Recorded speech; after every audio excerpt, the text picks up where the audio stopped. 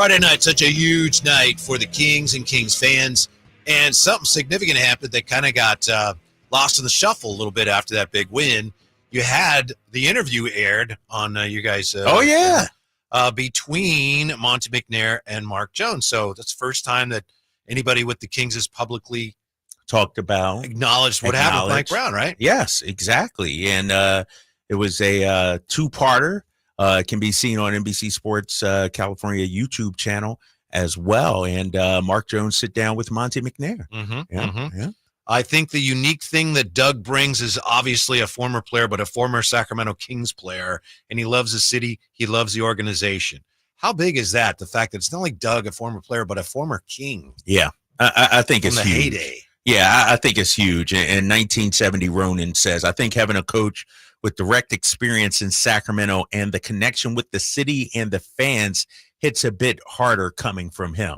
And that's true. And, you know, I actually marvel when I watch Doug speak at his press conference and to the team, whatever it may be, because you can definitely feel his words.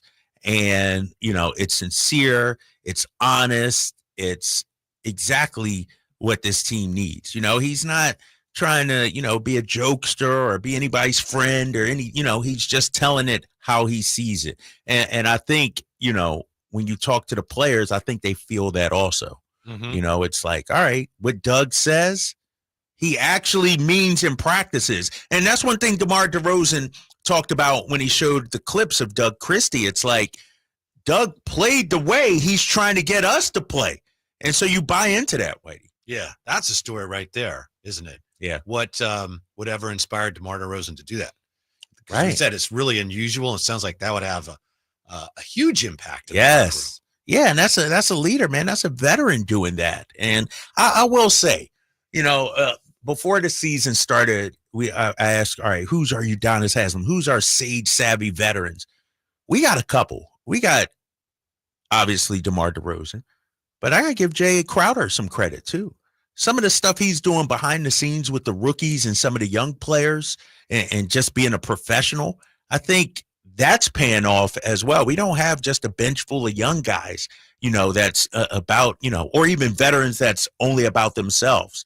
Like I was talking to somebody close to Jay Crowder the other day, and I'm like, how's Jay, you know, liking it here? How's it going? He's like, man, he's loving it. You know, like even though he's not playing, he's back in the league. He's sort of making an impact behind the scenes. Good to hear, because I've wondered about that. Yeah, no, he's good to go. He's having a great time. And so, and this is a guy that's not playing, not getting the minutes, but he's still very much involved, taking the young players up to meet the officials before every game, you know, get to know the officials on a first name basis. He's trying to, you know, show these guys. And so I think, you know, it's been great from that leadership standpoint with DeMar, and to give Jay Crowder some credit for that too. Monty McNair, of course, and maybe you've seen the piece, and if you have, I realize you know all this, but he gave Mike Brown a ton of credit for what he had accomplished and what he had helped the Kings accomplish. But of Doug, Monty McNair said, for our guys, maybe lately, he's given them the confidence and freedom to go out there and perform. And so far, they've responded to his message. What does that mean to you when players and Monty talk about this freedom and simplifying things? What exactly are we talking about in your view? I think it goes back to what De'Aaron Fox said before Mike Brown got fired. Playing with joy. Like now you're just hooping. I mean, it's your job, yes, but now you are being allowed to be the best you can be. You're not fit into this box or stereotype or, you know, oh, you're a 3-and-D guy. Like Doug is saying, no, you do you. Whoever you are, I need you to be that way on the court. And that's free. And I'll be honest with you, Whitey, not just in basketball.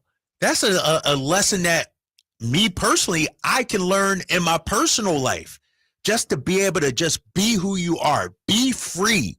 And I think that's what you're seeing on the floor with these guys, man. They're almost playing like they were kids.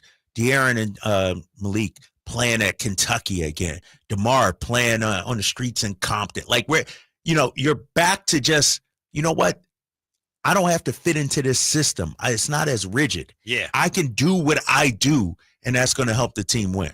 This is why it might be hard in the long term for the Kings to sustain this. And maybe it won't be, but it could be because right now I get the sense Doug is filling a void with them.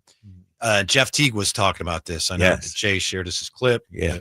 Jeff Teague was talking about how Mike Brown was kind of belittling the players. That's how he was trying to get to them. And he would blame them for things, and he worked them hard, and he would grind them. And then Doug's response to that is, I can't teach you guys how to play. You guys know how to play. Right. You know, and they're really responding to that. Now, is that short term or is that long term? I don't know. The benefits short term anyway are huge, but that's a big difference I notice. When Mike Brown after the games would talk about, we lost, but this, even after the wins sometimes, this guy didn't do that. They have to do this or that. And Doug is like, I'm just super proud of them. And the players saying, he's letting us play basketball, you know? Right. And that's the thing, Doug talked about. It's like, I'd rather teach you how to play than call plays, because once it's like fishing, right? I'd rather, teach you how to fish than go out there and buy you fish. Abraham Lincoln, right? And so the thing about it too, Whitey, is all these guys got here for a reason. And it makes me think about some of the former Kings that we've had under Mike Brown, the Chris Duartes, the Sasha Vezenkovs, the Terrence Davis. How would they play in this system? Freeing, don't have to, be pigeonholed into this or that. Like Chris Duarte, for instance. I know it didn't work out in his 1 year, but he was actually known as an offensive player.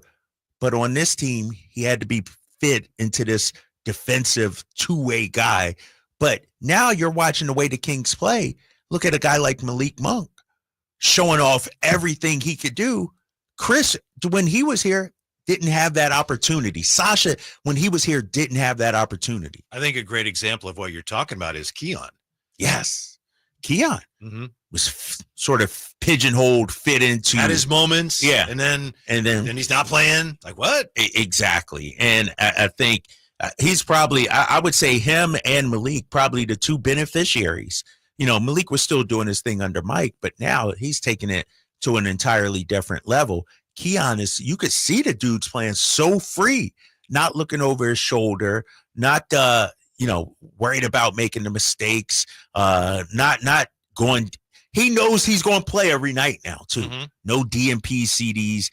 That's freeing for a player. Yeah. I know some of this is because Devin Carter's available now, and Mike Brown didn't have the opportunity to play Devin Carter. And some of it is because they're healthy now for the first time, right? Yeah. But you watch them play, and they've got, they played 9 guys yesterday. They've got an 8-man, 9-man rotation. Yes. That they just didn't have before. Right. We know, and they know exactly who's going to play and who's not going to play.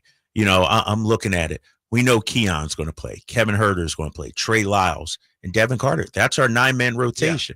Yeah. Alex Len was in the rotation. He's sort of been pulled out. I would imagine he'll be back in maybe even tomorrow against a big Milwaukee Bucks team. Yeah. But it's not. And think about it like this. And I know a lot of that was injury too. Yeah, injury too. But Mike started Doug McDermott, started Jay Crowder.